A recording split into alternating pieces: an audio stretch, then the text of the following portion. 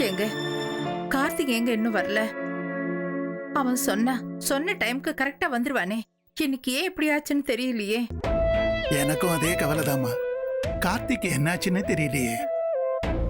வர முடியலன்னா அட்லீஸ்ட் தகவலாவது கொடுத்துருப்பான். எனக்கு என்னமோ மனசு ஒரே சங்கடமாவே இருக்குமா. கார்த்திகை கான்டாக்ட் பண்ணுங்கன்னு எல்லார்ட்டையும் சொன்னேன். ஒருத்தர் கூட அவனோட நம்பர் கிடைக்கல. ஒண்ணு பண்ணுவோம், சந்துரு கிட்ட சொல்லி அவனோட சிங்கப்பூர் ஆபீஸ்க்கு கான்டாக்ட் பண்ண சொல்லுவோம். வா அண்ணா, ஒன்னும் டென்ஷன் ஆகாதீங்க. ஆபீஸ் கால் பண்ண வேண்டிய அவசியம் இல்ல. எனக்கு இப்பதான் தகவல் கிடைச்சது. என்னாச்சு சந்துரு? சந்துரு, யார் தகவல் சொன்னா? கார்த்திக் எப்ப வரானா? அண்ணி, கார்த்திக் பத்தின தகவல் இல்ல, கார்த்திக் வர வேண்டிய ஃபிளைட்டோட தகவல் வந்துச்சு. டேய் சந்துரு, என்னாச்சுடா? முழுசா சொல்றா. அண்ணா, அது ஒன்றும் இல்லை. என் ஃப்ரெண்ட் ஒரு ஏர்போர்ட்டில் ஒர்க் பண்ணுறான். அவனுக்கு ஃபோன் பண்ணி கேட்டேன். அவன் வர வேண்டிய ஃப்ளைட் ஒரு ஹாஃப் அன் டிலே ஆயிடுச்சான். பட் இது நேரத்துக்கு லேண்ட் ஆயிருக்கணும். ஆனால் அவன் எனக்கு கூப்பிடல, எனக்கு தெரியல. அதான் நானும் யோசிச்சுட்டு இருக்கேன். டேய் சந்துரு, என்னங்க நடக்குது? 2 பேரும் டென்ஷன் ஆகாதீங்க, ரிலாக்ஸ் பண்ணுங்க. முதல்ல உள்ள போகலாம். அவன் கண்டிப்பாக வருவான். வாங்க.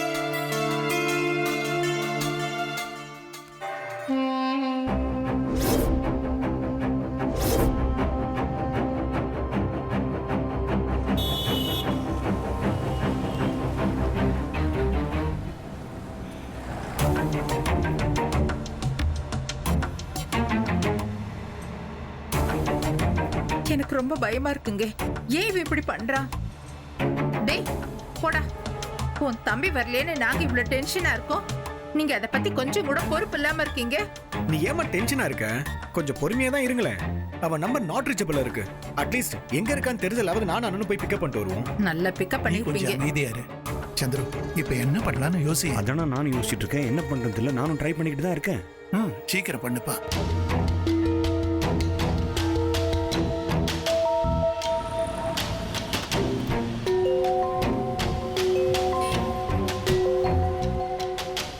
என்னாச்சுன்னா திடீர்னு ஏர்லாக் ஆயிடுச்சுப்பா. ஐயோ, எவ்வளோ நேரம் ஆகும்? ஷெட்டுக்கு போய் ஆள் கூட்டிட்டு வரணும். 1.5 மணி நேரம் ஆகும்பா. 1.5 மணி நேரமா? நான் ஒரு ஃபங்க்ஷன் போகணும்னா உங்களுக்கு வேற ஒரு வண்டி அரேஞ்ச் பண்றப்பா. அது வரத்துக்கு எவ்வளோ நேரம் ஆகும்? ஒரு 1 ஹவர் ஆயிடும்னு நினைக்கிறேன். வேண்டாண்ணா, நான் வேற வண்டி பார்த்துக்கிறேன்.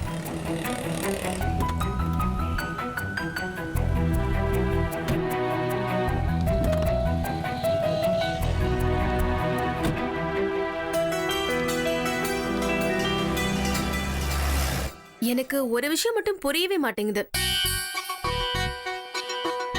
சரி, நீங்க சொன்னபடி ஃப்ளைட் டிலேவே ஆயிருக்கட்டும். சென்னை வந்ததுக்கு அப்புறமும் கூட கார்த்திகே இங்க யாரையும் காண்டாக்ட் பண்ணவே இல்ல. ஒருவேளை எங்களெல்லாம் உறவுக்காரங்கன்னு சொல்லிக்கிறதுக்கு கொழுந்தனாருக்கு பிடிக்கலையோ என்னவோ. என்னக்கா நீங்க பேசுறீங்க? கொஞ்ச நாள் இல்லாம இருந்தா நம்ம உறவு வேணாம்னு சொல்லிட்டு வரா என்ன?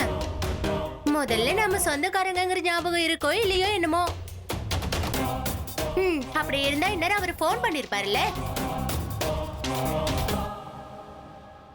அத்தை மாமாவுக்காக இதெல்லாம் பொறுத்துக்க வேண்டியதா இருக்கு.